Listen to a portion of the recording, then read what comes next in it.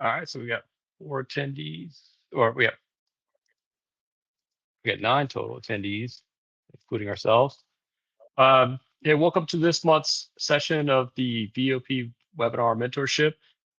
It's my pleasure to introduce Gayle Anders. He formerly worked at Netflix up to about what last week is when you recently left Netflix. Yeah, 2 weeks Let's ago. move on to so he's moving on to greener pastures. Gayle Anders is one of the earliest program members to come through the VOP scholarship. He's a former Marine and an exceptional BC. This is the kind of person that the legend, as I've heard it, was this: that you went over to Netflix, as an intern, kind of a skill bridge, and they didn't hire you, right? They didn't hire you afterwards, and then you you left, and they realized they saw all the work you did on the governance structure and everything, the policies and procedures. Said, get that guy back here, and then now you were running the program until a week ago. So that's how the legend I heard it. But yeah, I'll hand it back over to you, and welcome to the session. Hey, thank you, Daniel, and thank you, Jeff, for putting this together and having me back on here to talk to everybody. I'm just going to kind of start at the beginning, and then I'm going to start rambling. And what I would really appreciate is that I'm not just talking to a wall the entire time. So for those of you that can hear me, can see me, I can't see you, but please use the chat, ask your questions. Don't feel like you have to wait till the end of whenever I'm done talking. Just stop me mid sentence. Let's dive deep where we need to dive deep, and then I'll keep pushing. And then I'll make sure that we have plenty of time at the end to answer any questions or random thoughts that any of you might have. So first and foremost, look, all of you are in the right place. Okay, I know as a veteran, you're like, what the hell? Where am I supposed to be going? What am I supposed to be doing? Where do I spend my time? And what you have to understand is, like, regardless of where you are here today, if this is the pursuit you've chosen, whether it be business continuity, disaster recovery, whatever the case may be, that you are in the right place. My journey in all this kind of I don't know about circumstantial, but coincidental, if you will. I was coming to the last 2 years of my military service. I had earned my master's degree in emergency management, and I was very much just going to go and do FEMA, and just double retire by the age of 60 was my original plan. When I got my first job offer from FEMA, I want to say I was 18 months out. I'd lied. I basically told them I was going to be out and free, man, in less than 30 days. And because everything I was just going through rehearsals and repetitions and just trying to figure out, like, hey, is my federal resume tight? Am I getting the interviews? Am I getting the callbacks? All these things are indicators as to, are you prepared, or are you getting the signals that you want? And what I mean by that is, if you're applying for jobs and you're not hearing anything back, maybe something's wrong with your resume. Maybe you're not networking, right? Your network is your net worth. I don't know if any of you read books or you've heard that anywhere else, but that is an absolutely true statement. In this context, though, it's not that the people add financial value to your life, but they will add opportunistic value, if that's the thing, to your life. So, uh, uh, got my master's degree. I started doing the FEMA applications and interviews. I interviewed for 2 jobs that were based out of Oakland. As a first sergeant at the time, I was making $120,000 in San Diego with housing allowance, marriage pay, kid pay, all those things that come into being active duty at the time. And they offered me $80,000 to relocate to Oakland, and $80,000 was my salary. I was just like, when I looked at like the areas in Oakland that I could afford with $80,000 a year, I tried my best to avoid using my disability or because I haven't even been rated yet. I have no idea what my disability is going to be.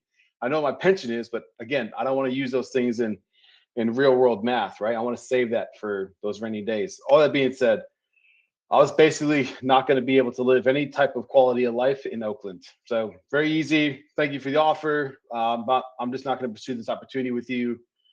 But that really woke me up to say, okay, if the government is not going to be sufficient enough for me to do the thing I need to do to just sustain life as I currently experience it, where the hell do I go from here? I happened to find out about DRI and this thing called business continuity. And sure, I was curious. So I was like, yeah, this 5 days. I took 5 days of leave, went through the 5-day course, took the tests, got the CBCP. And now I'm like, okay, Alan Lake gave me a lot of great information. I am like super motivated about this, but I don't have any way to talk to you about business continuity. So how the hell do I talk? Like, how do I learn more? how do I start the transition, and more important, the translation of all the military stuff and the Marine Corps jargon into practitioner, civilian enterprises, terms and all that kind of stuff. I started cold calling everybody on LinkedIn. If you were a leader of any sort in your org, or if I perceived you to be a leader, because words have meanings. Manager doesn't always mean people manager, whatever. If I perceived you to be a leader, I would reach out to you. If you have CBCP behind your name, and it's like, hey, you, this is me getting out of the Marine Corps. I'd like to learn more about, what is it like to do this work at BP Oil or Shell or Sony or Paramount or Netflix or whatever the case may be. And out of, we'll say, 1,000 uh, things I sent out to cold call people, and then I got traction on 100. And out of those 100, maybe 30 of those turned into actual meaningful conversations that turned into more than one actual conversation. And out of those 30, I want to say it was probably about a good core 4 that turned into some meaningful, like, hey, this is the thing that I'm working. Like, people would give me like homework assignments. They would like challenge me. It's like, hey, there's this global incident. Let's rewind the clock. Let's do a case study, present the case study to me. Like those kind of like mentoring and mentor relationships. And that was very helpful for me because I had to go and, I would just look at the current events, figure something out, and then basically reverse planning to figure out like why it got, why did this outage occur?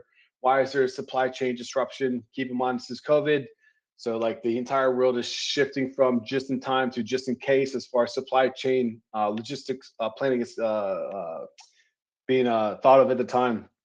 So that really helps me because as I would say things, and these are people who are not affiliated with the military, and I can't explain to you more than that, or I didn't say that correctly. It's really important that when you find people to mentor, do not find people, well, I shouldn't say that. Find people who aren't affiliated with the military, because if they understand you, then that's a good thing. If you come to me or Daniel or anybody else who's affiliated with the military, look, we're going to basically connect all the missing dots, and it's going to be a false bias as far as any feedback that we give you. Not all the time, but we're not going to be able to tell you like how well you're translating because we're all speaking the same language, right? So speak to civilians in the leadership positions and the things they're doing in the places they're doing the work that you want to do. And if they understand you, then you're doing a very good job at translating and transitioning the things you used to say to the things you're going to learn how to say, or you're going to use a little bit more often. All that being said, CBCP, one of those relationships with a gentleman named Scott Baldwin. At the time, he was the head of enterprise resilience at Netflix. And at the end of like our 6-month like mentoring thing, he made the biggest mistake in his life. And he said, hey, Gayle, if I can ever be of service, please let me know. And I said, well, actually, Scott, I need some help with this SkillBridge thing. It's free labor. You don't have to pay me. I don't need any benefits. I'm not even asking for a job. I'm just going to ask you for a letter of recommendation, if that's even a thing in the civilian workforce. He says, well, that's absolutely not a thing. Nobody does that shit anymore. So you can leverage my network. And if you're good, then I will help you. I will mentor you through the 12 weeks and, leverage my network to find an opportunity for you. Cool, man. So I go through all that, get the SkillBridge approved. And one of the things that I always knew is, this is maybe from my combat stuff, or maybe this is from just preparing people for the worst days of their lives. I wanted to remove as many first-time experiences as possible before I exited the Marine Corps. And I did not want to go to any future boss and say, hey, I need 12 weeks to do this. I need 4 hours to do that. I'll use some examples. I wanted to make sure that I had my education done. Bam, I got that done. I have a master's degree. I have at the time, that box has been checked. I have my certification. That's great. I got all that done. My VA disability, the benefits prior to discharge or before discharge with the BBD thing, I had all my VA appointments done. So during the internship, I didn't ask for one day off. I was there every single day that I was expected to be there. I was working until I was told to go home. I put out. I just basically showed up and I put out, and I didn't ask for anything. I just wanted to be included in whatever was going on so that I could figure out, like, is this the thing that I actually want to do within the next chapter of my life? And towards a different part of this conversation, I'll tell you exactly why that matters. Okay. So I get there, I'm starting with Netflix. I get my laptop, I'm all plugged in, everything's good. I'm still working. Well, this position, it was a remote position. So having to figure out what the hell that looks like. My kids have been remote for like the last 2.5 years, and I've had to go to work every single day. I didn't get my little 2 weeks off because of the command that I was with, but whatever. So now I'm in my remote status, and it was absolutely amazing to me how much I did not know about Netflix. I thought it was just a DVD and a streaming video thing.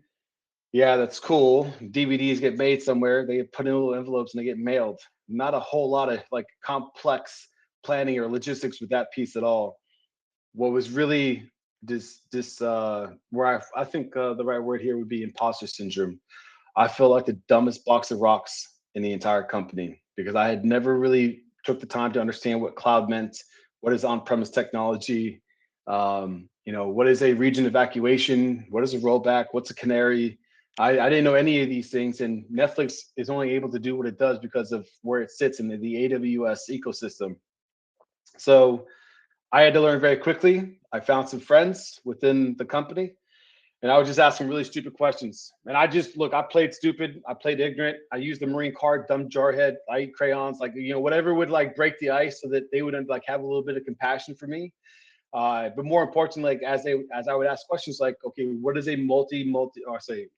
what is an active deployment for cloud? What is an EC2? What is a Dynamo DB? Like all these things, and they would answer those questions. And I'd always end those conversations just like, where can I go to learn more? And they would refer me to sometimes it was a publication, it was an article, it was a YouTube channel, whatever. There was many nights where I was up till 3 o'clock in the morning watching some dude in India explaining to me what the hell share responsibility AWS model really means and all that kind of stuff. So during that time, I was just a really good Lance Corporal. I rose my hand for every single working party. Case in point, I'm in some meeting just by circumstance, and this lady is writing a security plan, physical security plan for it's not an actual like data center, but something like a data center. And she was struggling with like creating the physical security. So she was a security engineer, and she was good at like all of the cybersecurity things and controls that she should have in place to control access and blah. But the physical side, she was lacking. Look, you said physical security. To me, it's like anti-terrorism force protection officer in 3rd Marine Division. I know that that's force protection level 101. I can help you with that. And so I sat down. We set up whatever thing we set up with her. I helped her create, the active control measures, the passive control measures. We went through access management. We went through defense in depth. Like I'm not using these terms with her, obviously, but how do we make sure that the first door the intruder sees is not the door inside the facility, right? Like what are the additional checks that the blah, blah, blah. I know I'm speaking to the choir here, so I'll skip the details. All that said, I just rose my hand for all sorts of random stuff like that. Like where I felt I would add value to a conversation, I would just add value to that conversation. And it really helped that when people would tell me to go learn more or read more, that I would come back with deeper conversations. So like, hey, look, I read this. I have more questions about this. And that really built some strong relations with some other people. One of the things that I found out very quickly is that most engineers don't like to document anything, right? And this is very weird for me because like, I documented contact left and contact right drills like for 20 years, right? And every command I went to, we had to rewrite all the things, blah, blah, blah, blah. So and the reason for that is because like their value, right? Their value add is in their brain housing group. So if you fire them, and this is the dude who built this widget and nobody else built this widget or knows how to maintain this widget, that person what their fallacy was is that they thought that they could not be fired. So that was true about the resilience program. We were doing all this work. We were building it from the ground up. We didn't have a scoring methodology. We didn't have objective secure results. We didn't have KPIs. We didn't have a risk register. We didn't like these are all things that I just like took for granted as a Marine. That this is the stupid Marine Corps making me do all this stuff as a gunnery sergeant in the infantry.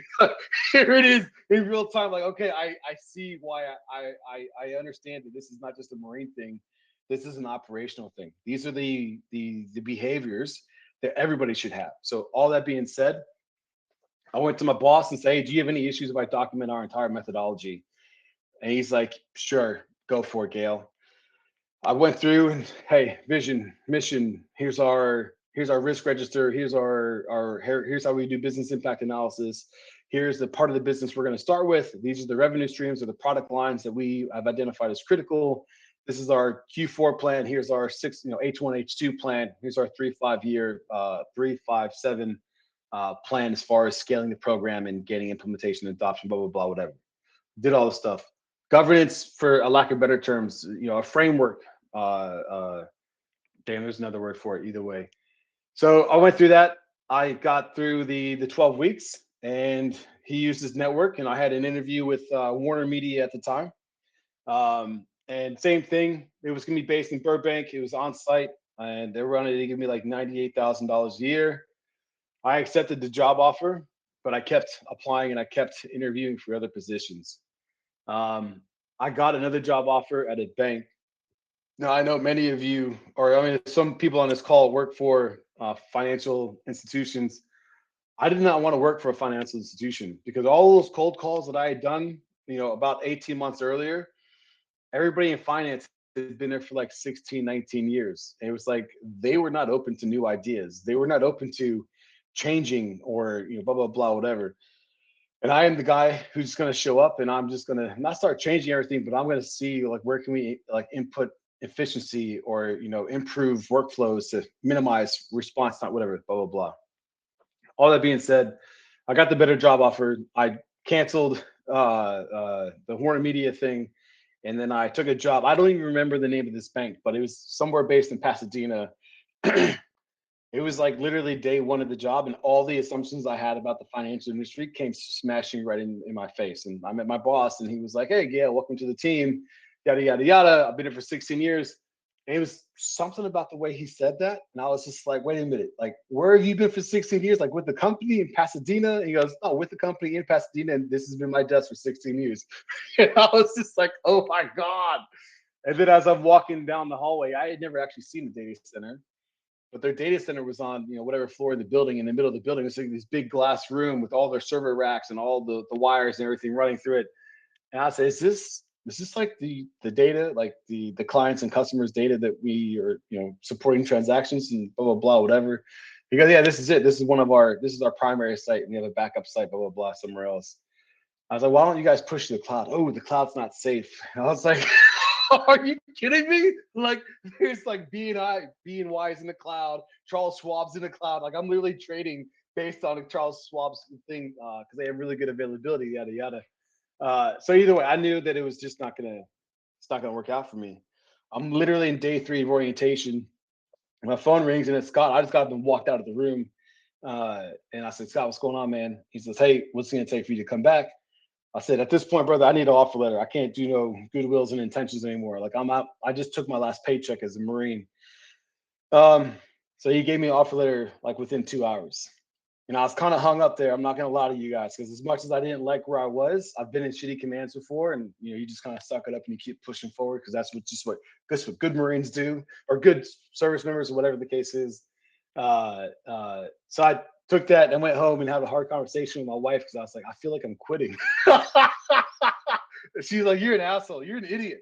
You're not quitting on a hike. You're not like failing your Marines. You're literally trying to provide for your family. And this is the most money we've ever seen. So you should absolutely say yes, because it's the same reason why you left Warner Media. But I didn't know anybody. They were all like virtual people to me. Either way, I walked in like a good Boy Scout at 7 a.m. to figure out like, how do you quit? I've never quit in corporate life before.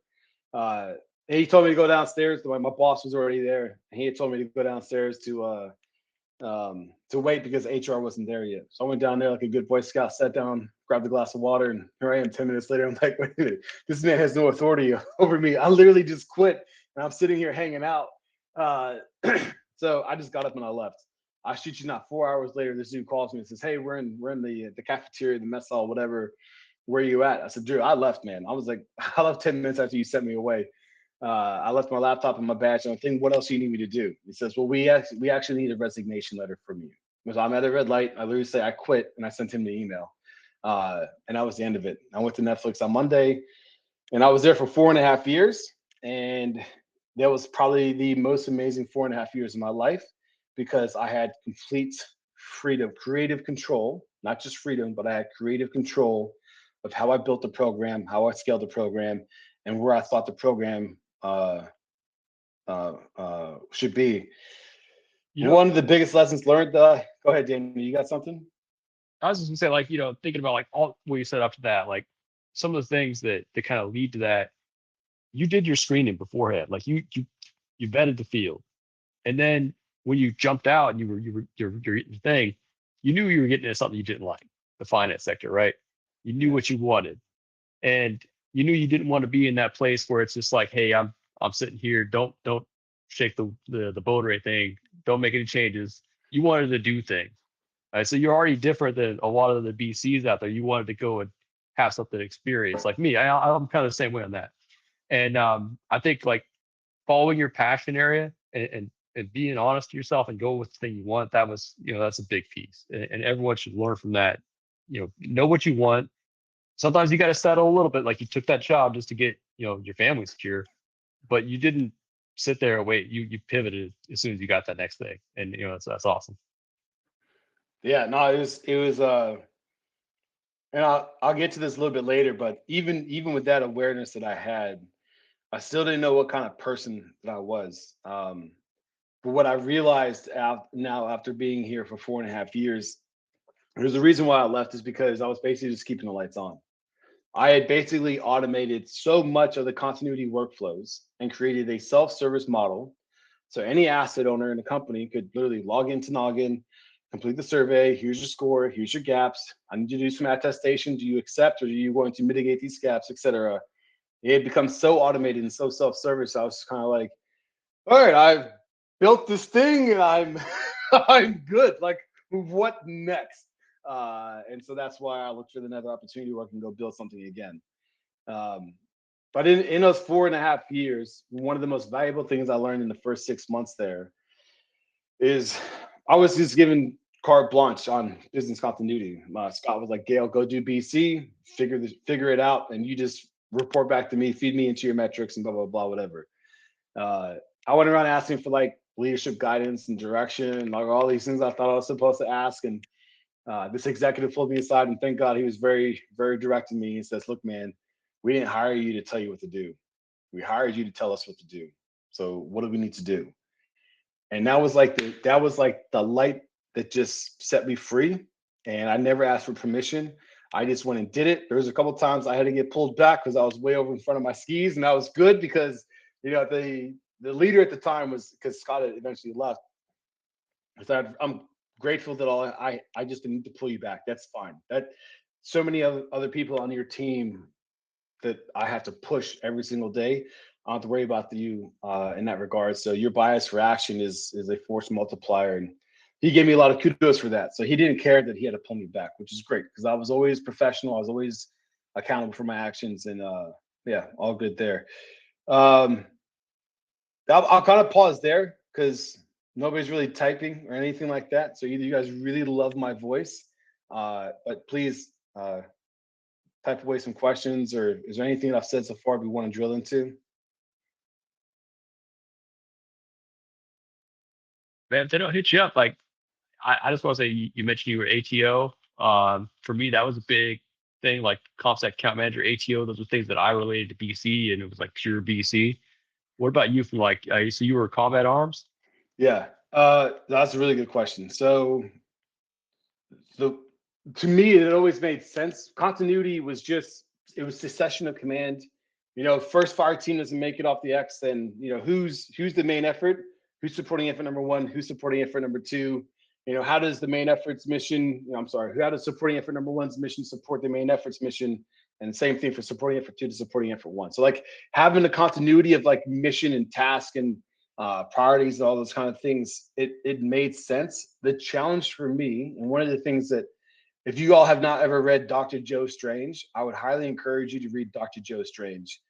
He did this thing called a center of gravity analysis. And it's basically like, how do you identify the thing that will break the enemy's will to resist your presence, or because that's all warfare is, right? It's one man's will against another man's will.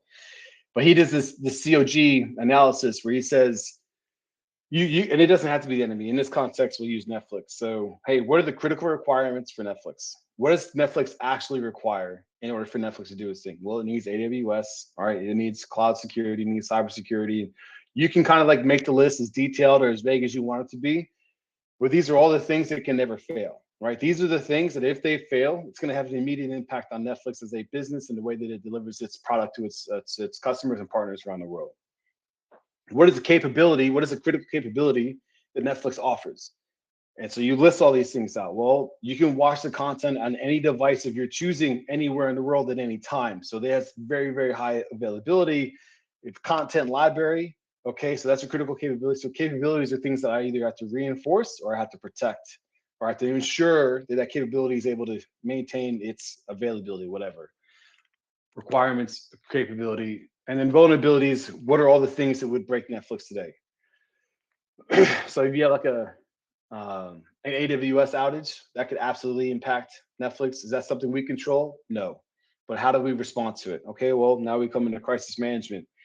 If we are no longer able to deliver content to a certain population of the world, what is the communication going to look like to those people? Are we violating any, in South Korea, because it's such a large service provider, if they have an impact that impacts more than 1 million people, there is a regulatory requirement that within 1 hour, Netflix has to inform the government of South Korea. So like mapping all those things out. And that's kind of like how I begin to understand the nature of the business and where I should be spending the majority of my time. I sat within engineering, which is a really weird place for somebody in continuity to sit, but it was also a very good place because I sat with all the people who were building all the widgets that allowed the content to flow. I'll pause here. Yeah, you got a couple in there. Lushan, what do you want your career future to look like? What is on your horizon? Lushan, that's a good question.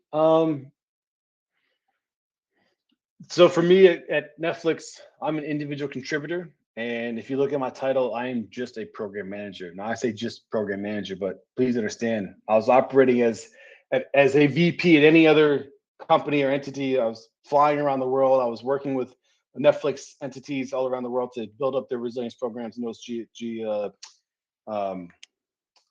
geographic areas, all that kind of stuff. So where I found when I identified that I was just here, just existing, is when I started my transition to look for something that was going to give me a wicked problem or a challenge to solve, and that's where I started applying. And I can't tell you the name of the company right now because I'm actively interviewing with 2 other companies, and so it depends on who says yes with the highest number, and then the announcement will come out next week. But I found 3 possibilities. We're going to allow me to come build things from the ground up and diversify my portfolio. So in this situation, I've just been resilience and business continuity, and 40% crisis management. In this other sense, I'll be responsible for third-party risk management, crisis management, resilience, and continuity at each one of the 3 roles, right? So for me, what does my career look like? I'm going to have a team now. I'm going to build a team. I'm going to own programs. I'm going to report straight into the executive board. So all of these things is what I would like and what I'm pursuing now for my future. But that gets me to like, look, I don't know how you all feel, but you will never see me be anywhere for more than 4 years. That's just the way it is. I treat it like it's like an enlistment, right? I'm never going to grow if I sit here. And if you talk to anybody who's been doing the same thing at the same place for more than 10 years, if they're honest with you, I just had a friend, he spent 19 years with the company, got laid off through the round of layoffs. His first thing when he called me for the vent or to talk, he's like, I screwed up, man. Like I should have moved around a lot more. Not physically, but as far as career-wise, he should have diversified because he's a one-trick pony now. And the only thing he can claim to fame is physical security. So all that being said, Lushan, it's a bit of a moving target with me. But as long as I'm building things and I'm creating things and I'm building teams, then that's what I'm looking forward to do. If I could ever find a way overseas, then that would be perfect. I love Europe, but yeah, I'm not a doctor, so there's no options there. Pedro, you like the idea that brought up about having mentors test you by giving you scenarios and coming to the solution? Oh, Pedro, I just told you I'm gonna be really, really busy, brother. But guess who has a mentor program? The DRI has a mentor program. So yeah, and look, Pedro, to be honest with you, you can do the work yourself. So, hey, perfect example, there's a ship stuck in the Suez Canal. Who does that affect the most, right? If you know, a couple of years ago, and then Pedro, you find a way, you bring that up in conversation, right? So don't. I'm gonna tell you the same thing the executive told me. Don't wait to be told what to do or what you should care about. Review, do your own case study, and then when you do talk to Daniel or you talk to somebody else who's got CBCP or somebody in the industry, hey, I was doing a case study on the Suez Canal, and I'd like to just share some findings with you and just gather like what are your thoughts on the situation, because I see you also work for a shipping company that was affected by that same disaster. Like that's a way you can like build it, like, oh shit, Pedro gives a shit, like he's well informed, blah blah blah blah. So there's some freebies for you. Like, one thing other on that is when you were talking about your coming out of the seat and going into the BC field, you said you were reaching out to people. You were hungry. That's anyone that I've seen land successfully, they were hungry. And I know Pedro's hungry because I know Pedro personally, but you got to go out and you got to find those mentors. When I was coming out of the seat, it was just like when you were coming out. I didn't have the mentorship program. It wasn't established yet. So I didn't have someone to come and, give me, I went out and I found it. I went out and I reached out and I bothered all the Fortune 500 company VCs. Just Googled them. Googled Fortune 500 company name, director of business continuity. I found that person. I typed it in, and then I sent them a message, say I'm transitioning. Let's do a virtual coffee. Most of them won't say no. So I reached out to a whole bunch of them. The people probably didn't say no. They said no or didn't say anything, because no one said no to me. If people didn't say anything, they probably weren't active on LinkedIn or whatnot. So VCs love to chat. They love to talk. If you go out there and you build your network like he's talking about, you're gonna expand your opportunities. Don't go ask him for jobs. When he talked to Scott, he didn't ask Scott for a job. He asked him for some help on the mentor side or the network building side, and it led to Scott say, "Hey, I got here's a job for you," right? So that's happened to me. I got into CVS for my skill bridge just based off of asking for mentorship. They say, "How about this? I'll just give you an internship instead." So it builds opportunities for you. You're making relationships with people, be likable, because that's what people want. Maybe you've got the skills, but I don't like you as a person. I don't want you on my team because you're annoying. Make sure you're a good fit for them and everything. So it's you got to go out there and find those mentors.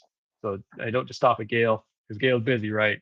I would go to the next one, the next one, the next one, and find Gayle has too many mentees. Yeah, no, that you bring up a really good point. And Pedro, I'm not telling you no that I'll never help you. Look, if I have the time, I'll always help you. But there's a lot of my inbox on LinkedIn is pretty disgusting right now because I've been busy. But either way, what I'll share with you is to something that Janet brought up with SkillBridge. During the 4.5 years that I was here, I was able to, because we didn't have to be an official partner of SkillBridge, I was able to sponsor, I think it was 4 or 5 veterans through SkillBridge on my team who had got through the DRI, got their CBCP, et cetera. And unfortunately, none of them turned into full-time positions. There was one lady we fought for very, very hard, and my boss felt extremely different about some other things, and we didn't get the nod that we wanted at the time. So of those 5, one is the only one that I fought for. And if you ever read the Netflix culture, like the keeper test is a real thing. And we advocated our asses off, and it just didn't, whatever. With those other 4, what I like to share with you is the first one I brought on the team. He had a master's degree. He gave me his resume. His resume needed help. It was formatted incorrectly. It was trash. But he had a master's degree, and he's got a CBCP, and he's been in the military for 25 years. And I was like, oh, he's gonna get it. Like this dude is gonna be like walk in, and he's gonna like really be a force multiplier. It was such severe babysitting. It was disgusting. The person typed like this, right? They couldn't even put all 10 fingers on the keyboard and like look at reference material and like build a memo or like do whatever. And this is before AI, so we couldn't like aggregate things. We couldn't just ask Claude to build it for us. So his turnaround time on, and you're only there for 12 weeks. So I'm only giving this person things that they can do, that can get through in like 2 weeks. I have some examples to advocate if we get to that point. He just took way too long to absorb information, to learn new things. He was not curious. He wasn't. I think that was the biggest one. He wasn't curious. So I can deal with like slow, sure, whatever. But when you're not curious and you have an opinion about everything that you know nothing about. And keep in mind, I got it. Like you've done a lot, but you're arguing with a person who has a PhD in computer science. It's like, I don't like, what are you doing? Whatever.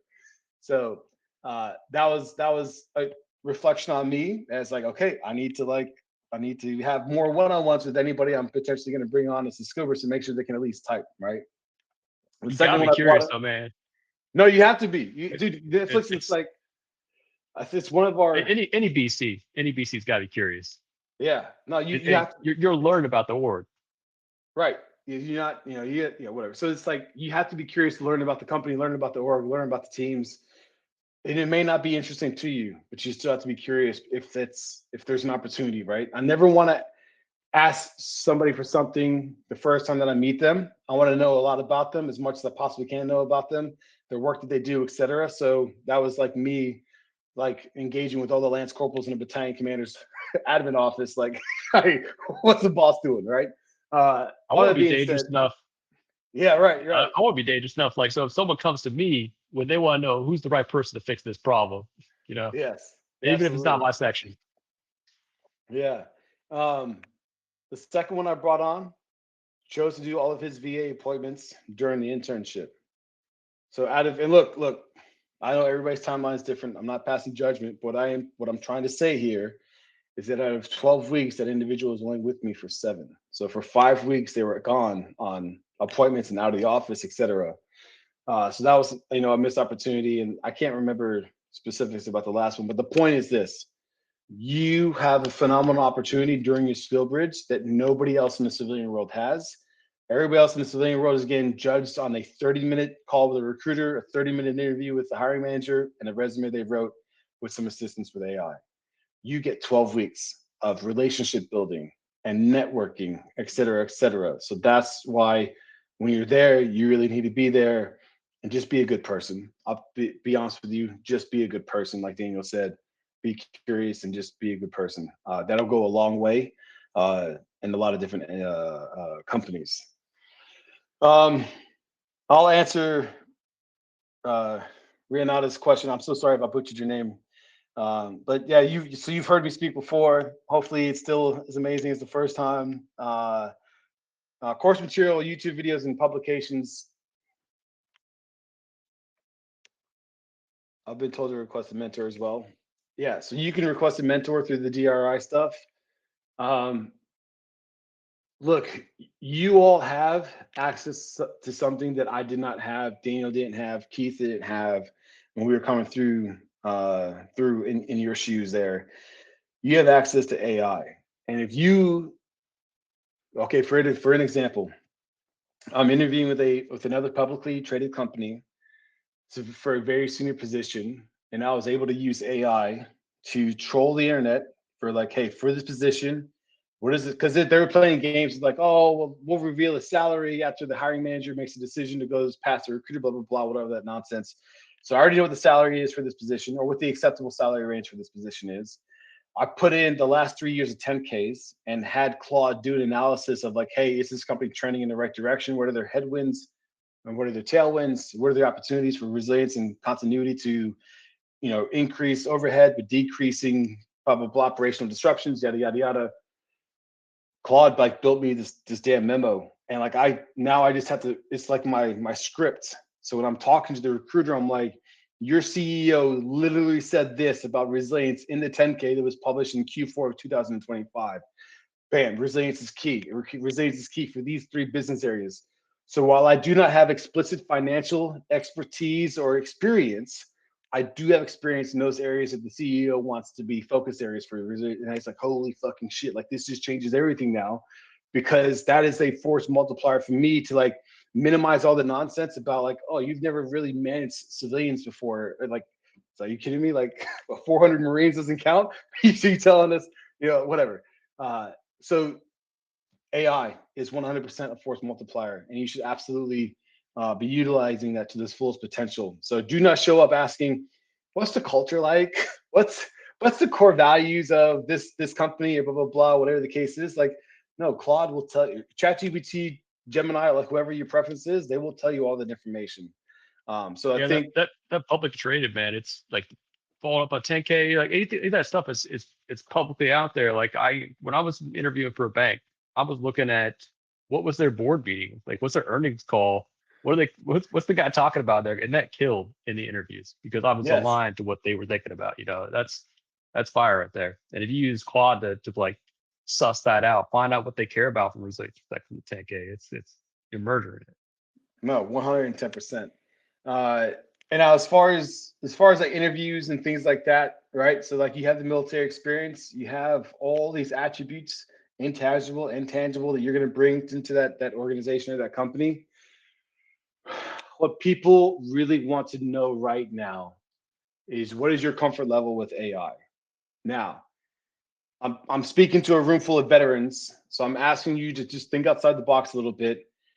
Have you always been qualified and certified in the positions of which you held within the military?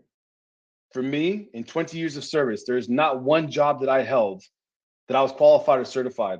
I didn't go to squad leaders course as an infantry marine until after my third combat deployment, right?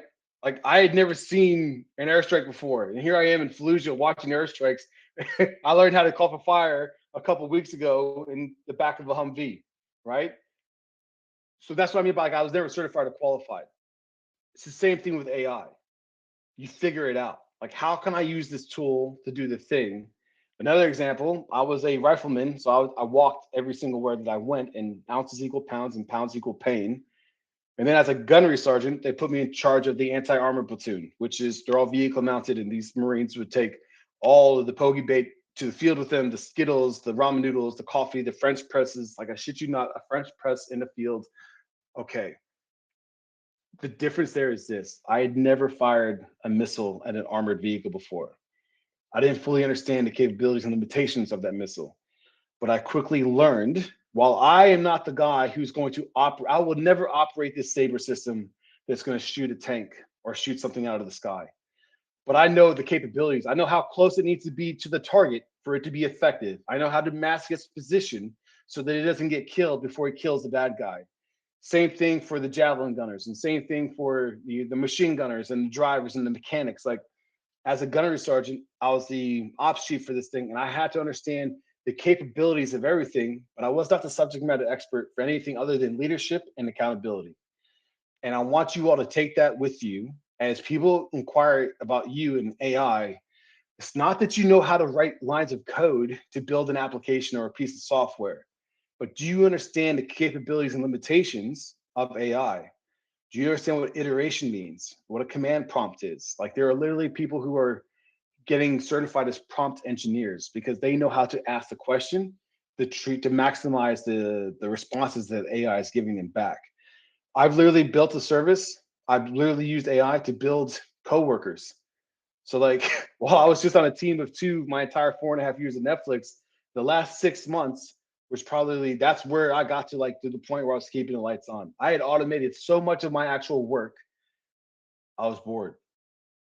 And so that's what I mean by AI. Know the capabilities, know the limitations, figure out what solution your company's using. They're using Claude or they're using Gemini. Or, like, I think most people at this point have adopted Claude.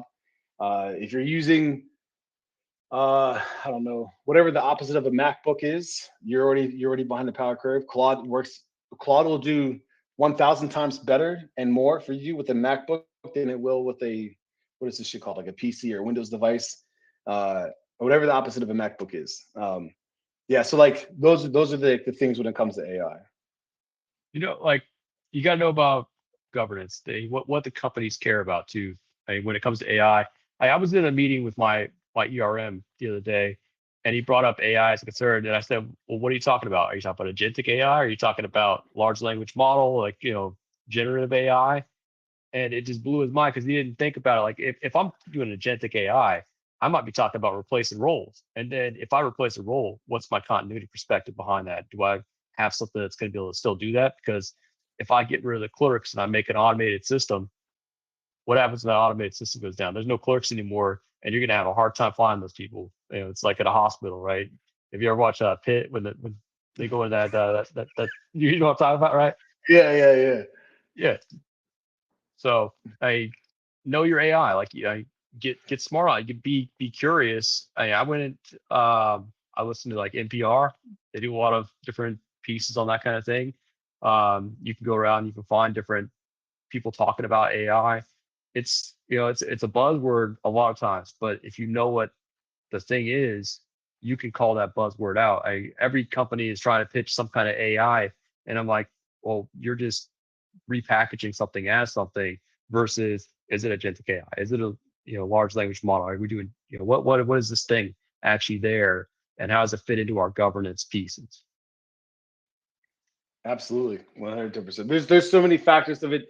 Just be able to speak to one, whether you're speaking to the policy aspect of it or the different variations of AI. What do we mean by that, and all that good stuff. So that I guess a lot of the veterans that I still mentor, they get overwhelmed because they think they have to be a master of everything. And I was like, no. Like, you just need to know enough to be dangerous. So I know we got 15 minutes, 14 minutes left on this call. I'd rather just hear what any of you have to say. That was the worst 45 minutes of your life. I love all feedback. Do you have any suggestions for those of us who are not working in the field and still need CEAPs? Ooh, Daniel, is that a question for you as a DRI representative? Hey, I'm not a DRI rep. I'm a foundation. Oh, okay. But yeah, there's a big difference. No, I'll tell you how I get my CAPs. Like, if you're not actively working it right, you could do mentor. Like, you're in this room right now, and maybe you're not in the field, but you could still mentor people from what you've learned. When I was coming in, I actually learned more from passing on things to like other BCs who were trying to get into the field, and I hadn't even gotten in the field yet. Just, I figured this out. I found out, hey, maybe I should pitch myself as passionate, and then I'm passing it on to them, and I'm showing them how I did my resume and make sure they're crafting their stuff, so they don't have to have those same mistakes that I had before I got to that point. And mentorship counts as 2 hours. You can also find webinars. There's a lot of free webinars on the DRI regular news feeds that come across, but you could go and what is it? Everbridge, BCIC, Fusion, all those companies, they are dying to get you into a webinar so they could sell you some stuff. But those webinars are talking about things like hurricane preparedness or whatnot, and you can use that as a webinar hours right there to lock in your CEAPs as well. So there's lots of different things. You could just go on LinkedIn Learning, find a course.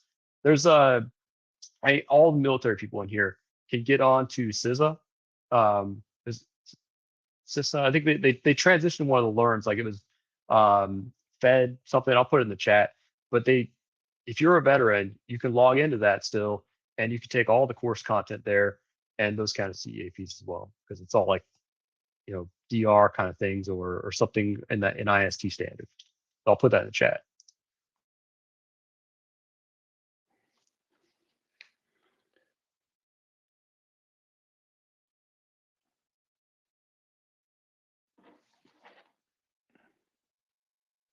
Yeah, one of the things for any of you, as far as the CEAPs, you need to have your I Love Me binder. Have you ever had one in the military? Like, every certification, every piece of paper that said you did a good job, every whatever the case, certificate, yada yada, all the documents. You still need to do that same thing as a civilian, because if you go to a conference, 90% of the time they send you a completion certificate. If you attend a webinar, sometimes they do it. So all those things that you get, you can submit and upload as evidence for your CEAPs, or even an attendance roster, to what Daniel was talking about. Hey, I attended this, and here's my email that this shows I attended this thing, or my confirmation, or whatever the case may be. So, what else you guys got?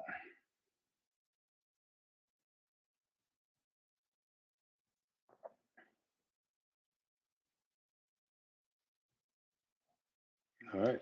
I guess the audience has been trained. No, it's awesome having you on again. I think you're one of the big inspirations out of the team. Like, went out there, was hungry, did all the right things. Like, everything you were saying was something that I did, and I was successful. And then anyone that I've mentored and they did that same thing, they were very successful. They were able to land something.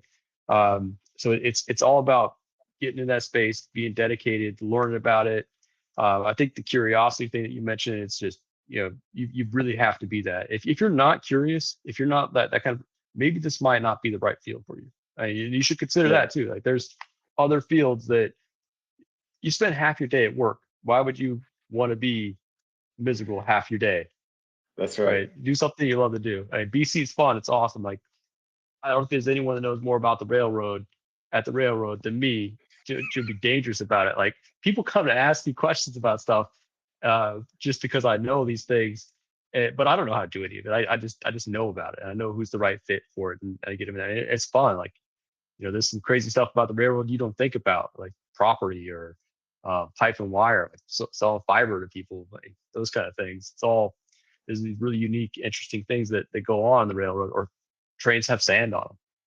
You know, so being curious, you learn these things, and now you become the expert. You become that dangerous person. Then you move on 4 years later. They're like, "Hey, where's that guy that knew everything?"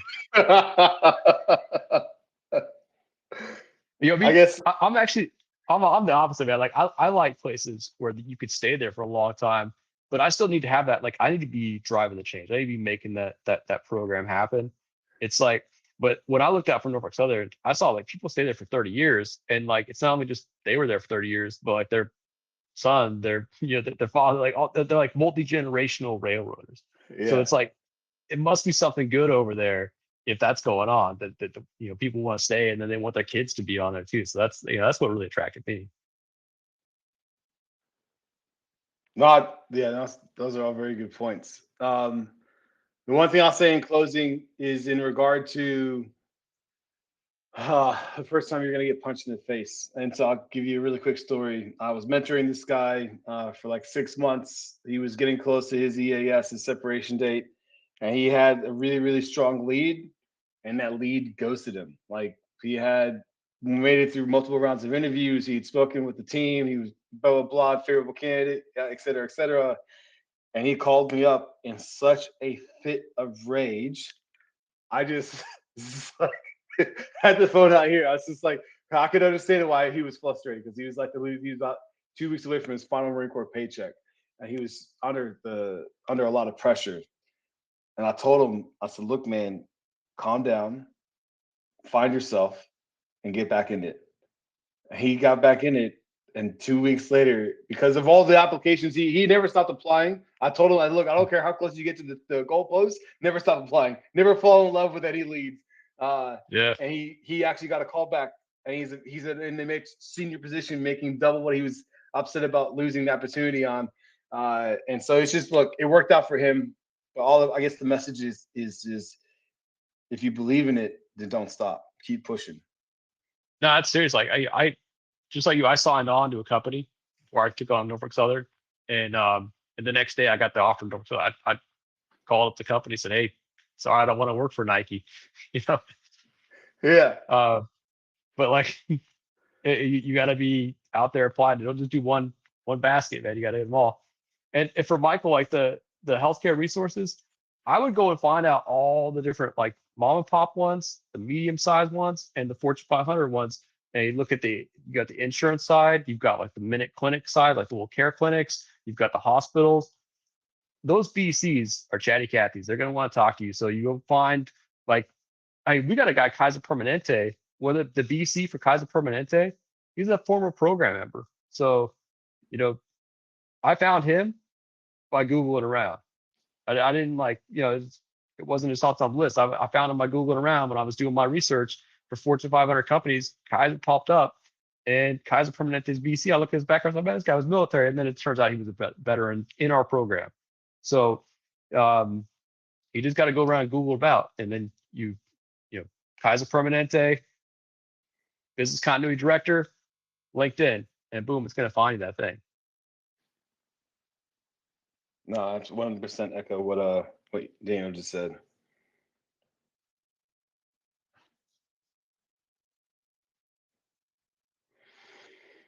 I guess that's a wrap. Yeah, no, it's been great having you on. I appreciate it again. Thank you for taking time. And you care if they follow you on LinkedIn? I know you No, got a by lot all of means, busy. I know I made the comment about being busy, etc. But Look, I do take time to catch up on my stuff, and I do get back to people. But either way, yeah, follow me on LinkedIn, reach out to me, send me your one-off questions, and I always do the best I can to get back to all of you. But don't put all your eggs in the basket with him. There's lots of other mentors out there. They all have great value to add. So, find them all, man.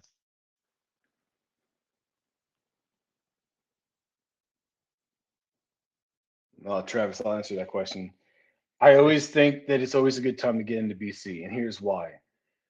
I think the Mag 7, they will eventually automate BC for evidence collection, or they'll just hire a consultant to come on, build out the audit report or whatever they need to do.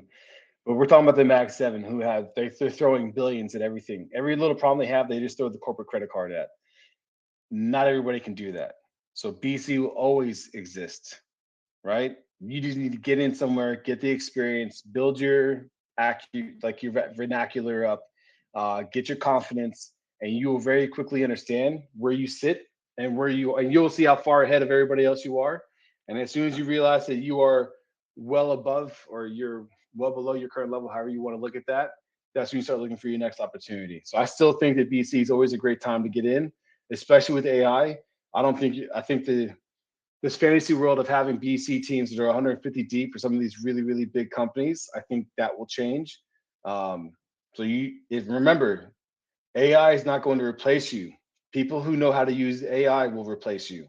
So learn how to use AI, and Claude will literally teach you skills of how you can leverage it to do BC work that makes you a force multiplier for your team while everybody else is sandbagging and saying that AI is too difficult. So great question, Travis. Looking at what he's asking there too, it's like you're closely aligned. If you're in cyber is closely aligned to BC. There's a lot of similarities there. And if you haven't been out too long, it's not going to be too hard of a jump. The longer you're out, the harder it is to jump into BC. And you got to look at it like this. BCs are practitioners. It's like going to your general primary care provider and saying, hey, I want brain surgery. And then they're going to recommend you to a brain surgeon. You're not going to go to the PCM to get the brain surgery. But if he recommends you a brain surgeon, that guy's been out of practice 5 years, you're probably not going to choose that brain surgeon, right?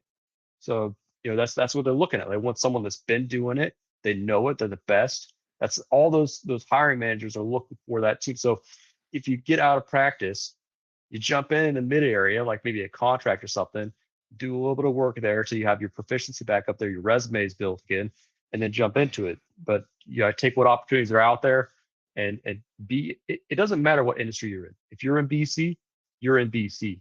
Or if you're a DR, it's the same thing. So be in that space so you can have that translatable skill and be marketable.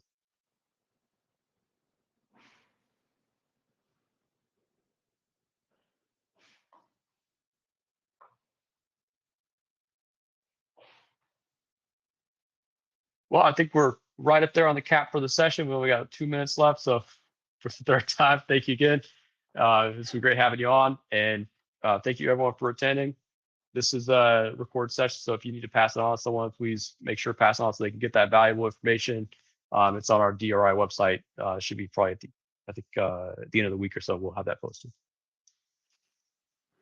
Take care, everybody. All right. Take care.